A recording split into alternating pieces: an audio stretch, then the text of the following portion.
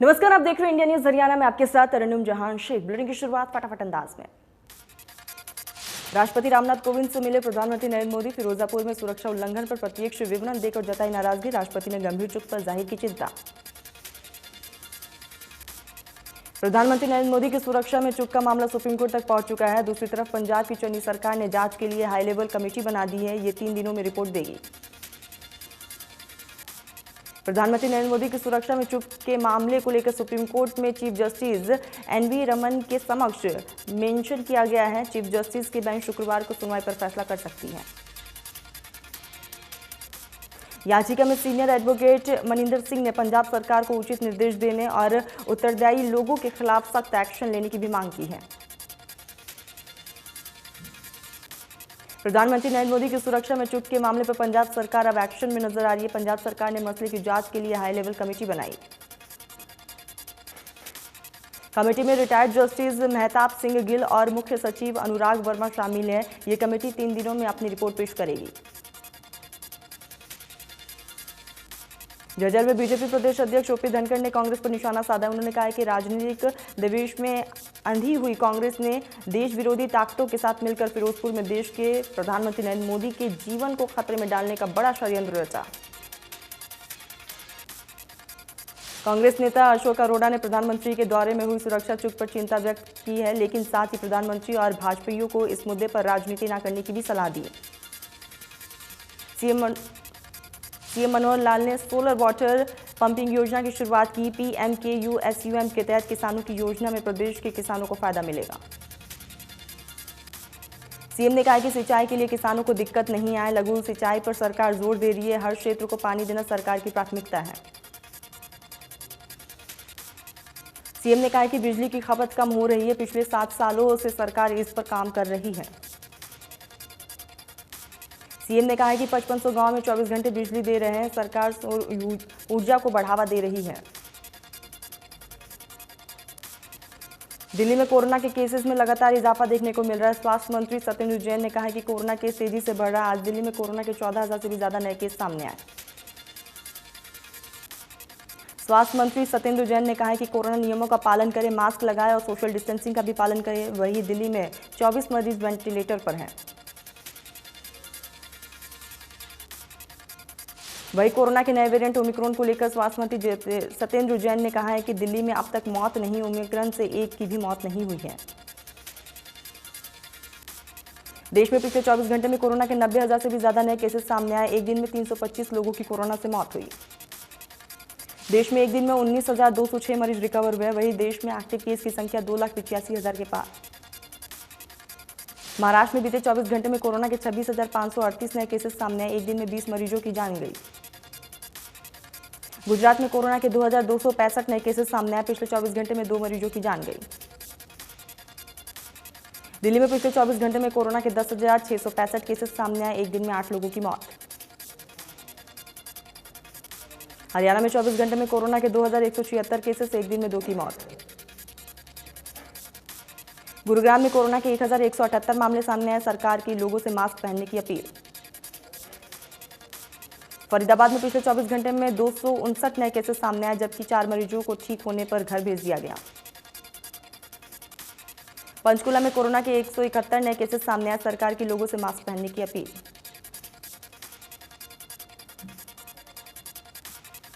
अंबाला में ओमिक्रॉन के 3 नए केसेस सामने आए और कोरोना के 124 केस दर्ज किए गए, जिसके बाद कोरोना एक्टिव 351 पहुंचा। करनाल में कोरोना का कहर साफ तौर पर देखा जा रहा है। एक दिन में 75 पॉजिटिव केसेस मिलने से हड़कंप मच गया। केतल में कोरोना के 10 नए मामले सामने आए। 26 दिसंबर को जिले में कोई भी एक्टिव केस नहीं था, लेकिन उसके 10 दिन के अंदर ही कोरोना के एक्टिव केस 0 से 22 हो गए हैं। जिले में कोरोना संक्रमितों की संख्या अब 11,274 के पार है। 300 से भी ज्यादा लोगों की मौत हो चुकी है। संक्रमितों में से 18 को हल्के लक्षणों के चलते होम आइसोलेशन में रखा गया।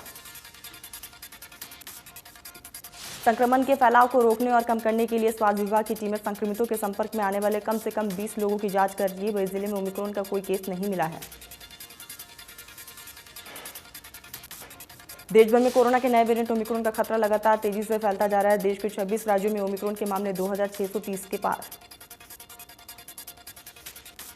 महाराष्ट्र में ओमिक्रॉन के 144 केसेस सामने आए, वही राज्य में ओमिक्रॉन के कुल 797 मामले आ चुके हैं। दिल्ली में एक दिन में ओमिक्रॉन के 114 केसेस मिले। इसके साथ ही दिल्ली में ओमिक्रॉन का कुल केस 465।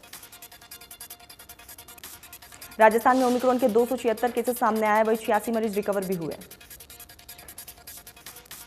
तमिलनाडु में ओमिक्रॉन के कुल 121 केसेस सामने आ चुके। स्वास्थ्य विभाग की चिंता भी लगातार बढ़ती जा रही है। इसके साथ ही राज्य में हाई अलर्ट जारी किया गया। केरल में ओमिक्रॉन के केस तेजी से बढ़ते जा रहे हैं। राज्य में ओमिक्रॉन के अब तक 200 से भी ज्यादा केस आ चुके हैं सामने। कर्नाटक में भी ओमिक्रॉन के 226 केसेस मिले हैं। इस दौरान राज्य सरकार ने कई तरह की पाबंदियां बढ़ा दी हैं। गुजरात में भी ओमिक्रॉन के मामले तेजी से फैल रहे हैं, जहां ओमिक्रॉन के 204 मामले सामने आए हैं। तेलंगाना में अब तक ओमिक्रॉन के कुल 97 केसेस मिले, जिसके बाद से सरकार ने प्रदेश में पाबंदियां और बढ़ा दी। यूपी में ओमिक्रॉन के अब तक 31 केसेस सामने आए, वही 6 मरीज रिकवर भी हुए। प्रदेश में ओमिक्रॉन के 35 नए मामले सामने आए। इसी के साथ प्रदेश में ओमिक्रॉन का कुल आंकड़ा 106। प्रदेश में ओमिक्रॉन के 34 केस एक्टिव है, वही 72 मरीज रिकवर भी हो चुके हैं। हरियाणा में बढ़ते कोरोना संक्रमण को लेकर प्रदेश के 11 जिले कोविड रेड जोन में शामिल किए गए। जरूरी चीजें छोड़कर सभी तरह की मार्केट्स बंद रहेंगे। प्रदेश में आज से शाम 6 बजे तक ही बाजार खुले रहेंगे, वही 6 बजे के बाद एसेंशियल सर्विस ही उपलब्ध होंगी। गुरुग्राम, फरीदाबाद, सोनीपत, झज्जर रेड जोन में शामिल किया गया है, वही पंचकुला और अंबाला भी रेड जोन में शुमार। करनाल, पानीपत, कुरुक्षेत्र, यमुनानगर भी रेड जोन में शामिल किए गए हैं, वही 11 जिलों में सिनेमाघर, थिएटर और मल्टीप्लेक्स भी बंद रहेंगे। प्रदेश में सभी स्पोर्ट्स कॉम्प्लेक्स, स्टेडियम और स्विमिंग पूल्स को भी बंद रखा गया है। राष्ट्रीय अंतर्राष्ट्रीय स्तर के ट्रेनिंग संबंधित खिलाड़ियों को छूट दी गई। बाहरी व्यक्ति और दर्शक को स्टेडियम में एंट्री की अनुमति नहीं होगी। इन जिलों में एंटरटेनमेंट पार्क और बिजनेस एग्जीबिशन पर भी रोक लगा दी गई।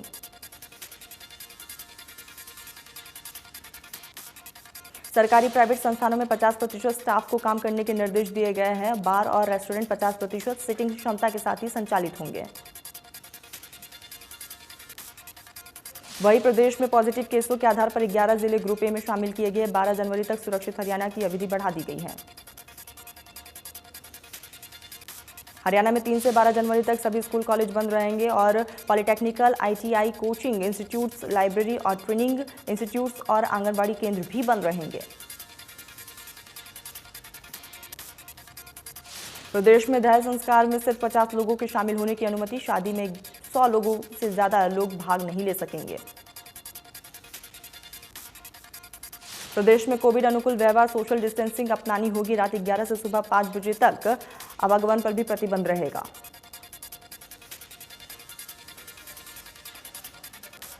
चंडीगढ़ पीजीआई के स्टाफ पर टूटा कोरोना का कहर। 2 दिन में 186 डॉक्टर कर्मचारी संक्रमित पाए गए।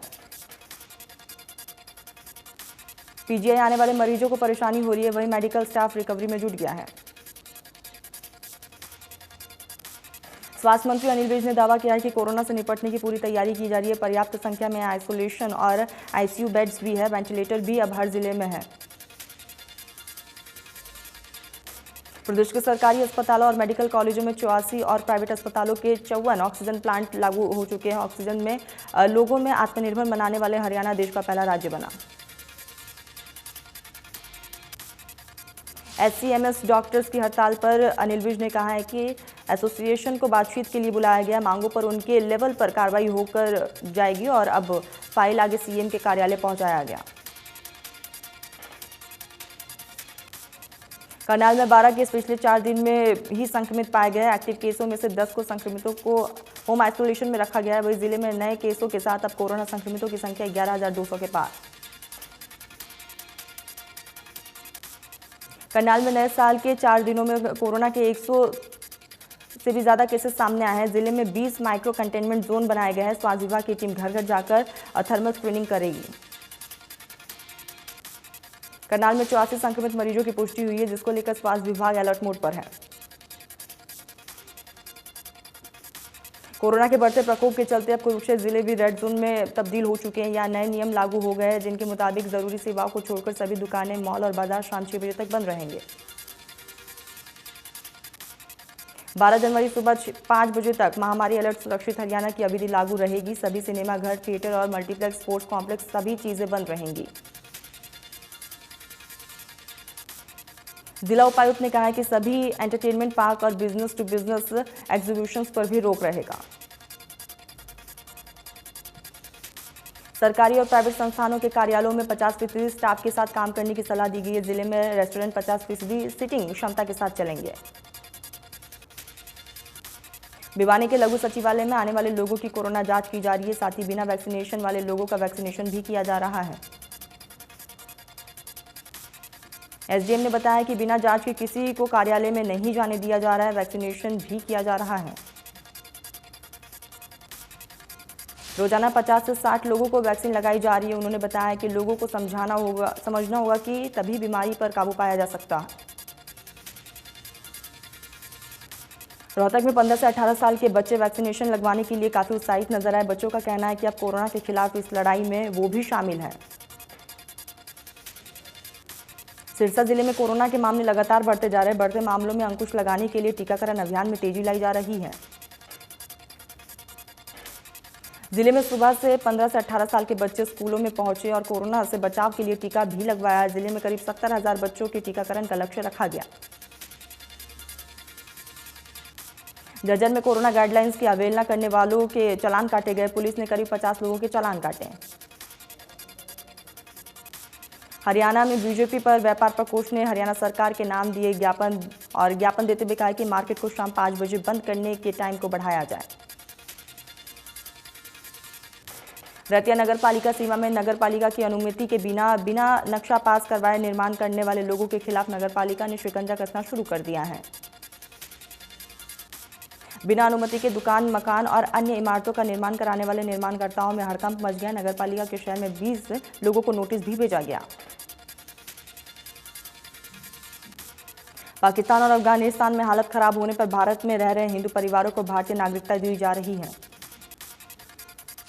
अगस्त से अब तक फरीदाबाद के डिप्टी कमिश्नर ने 30 से ज्यादा लोगों को भारतीय नागरिकता दी। सोना में बिजली की किल्लत से किसानों को काफी परेशानी हो रही है। विभाग की लापरवाही के चलते सोना के पास लगते करीब 6 गांव के किसानों को नाम मात्र ही बिजली मिल रही है। करीब 2 महीने से बिजली की किल्लत से किसान परेशान हैं। इसी परेशानी को लेकर सभी गांव के किसानों ने बिजली बोर्ड में हमला बोला है। उन्होंने अपनी समस्याओं के बारे में सोहना एसडीएम को भी बताया। एसडीओ ने किसानों को जल्द उनकी समस्या का समाधान करने का आश्वासन दिया है। कहा है कि जल्द ही वहां पर लगे ट्रांसफार्मर को अपग्रेड किया जाएगा। किसानों का कहना है कि पूरे दिन में सिर्फ 1 घंटे ही उन्हें बिजली मिल पा रही है, जिससे उनकी फसल में सही समय पर पानी नहीं मिल पा रहा है और नुकसान भी हो रहा है।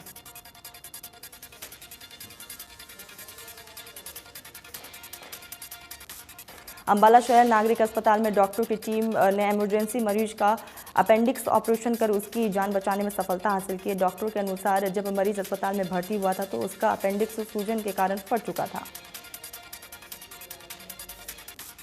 मरीज के हाथ में भी 3 छेदे हो चुके थे और 2 घंटे चले ऑपरेशन में मरीज का अपेंडिक्स निकालकर पेट की सफाई की गई है। और अंबाला शहर में इतनी उम्र से ज़्यादा सीरियस हालत के मरीज का ये पहला ऑपरेशन है। वही मरीज ने बताया कि गरीबी के कारण वे डॉक्टरों के रेफर करने के बावजूद इलाज करवाने पीजीआई नहीं जा सका। अब वे बिल्कुल स्वस्थ है क्योंकि डॉक्टरों ने उसे नया जीवन दान दिया है। कुरुक्षेत्र में पुलिस ने हत्या के 2 आरोपियों को यहां पर गिरफ्तार किया है, जिन्हें अदालत में पेश कर कोर्ट ने 1 दिन के रिमांड पर भेजा। दोनों आरोपियों ने मामूली कहासुनी पर एक शख्स की चाकू से गोदकर हत्या कर दी थी, जहां घायल शख्स ने अस्पताल में दम तोड़ दिया। पानीपत के समालखा कस्बे में घी व्यापारी की गोली मारकर हत्या कर दी गई। बदमाश बाइक पर सवार होकर आए थे। पहले क्षेत्र की रेकी की और फिर घर से महज 70 मिनट दूर घी व्यापारी की गोली मारकर हत्या कर दी। व्यापारी का कैश वाला बैग लूटकर बदमाश फरार हो गया। घायल व्यापारी को अस्पताल में ले जाया गया, जहां इलाज के दौरान उसकी मौत हो गई। पुलिस के मुताबिक व्यापारी के बैग में रोजाना 1.5 से 2 लाख कैश होता था। परिजनों का अनुमान है कि 1.5 लाख रुपए की लूट हुई है।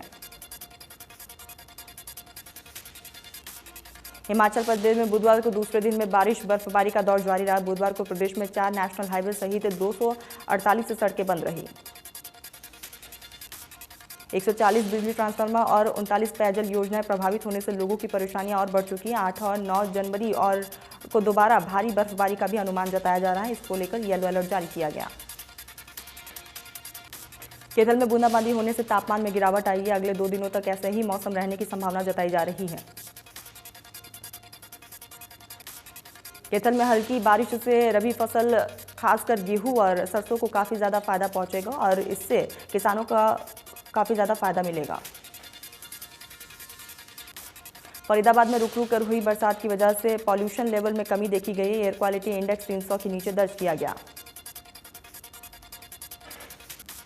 वही बल्लभगढ़ और सेक्टर 16 में अभी भी एयर क्वालिटी इंडेक्स 300 के ऊपर दर्ज किया गया है, जिसकी वजह से लोगों को काफी ज्यादा परेशानी हो रही है। दिल्ली का air quality index very poor category में है, जहां AQI लेवल 380 दर्ज किया गया। गुजरात के सूरत में सुबह एक बड़ा हादसा हो गया। यहां सचिन इलाके में स्थित विश्व प्रेम डाइंग एंड प्रिंटिंग मिल के 4 कर्मचारी की दम घुटने से मौत हो गई, जबकि 25 से ज्यादा लोग गंभीर रूप से जख्मी हैं। घायलों का अस्पताल में इलाज लगातार जारी है। सूरत के सचिन GIDC विस्तार इलाके में केमिकल लीक होने के चलते ये बड़ा हादसा हुआ। पूर्व भारतीय कप्तान कपिल देव आज 63 साल के हो गए हैं। आज ही के दिन 1959 में कपिल देव का चंडीगढ़ में जन्म हुआ था।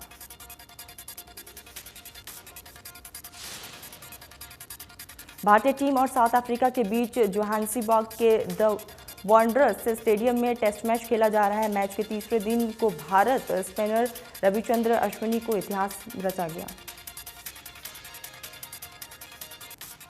Anushka Sharma movie Chakda Xpress में पूर्व भारतीय कप्तान झूलना गोस्वामी का रोल प्ले करते हुए नजर आएंगे। फिल्म की पहली झलक शेयर की गई।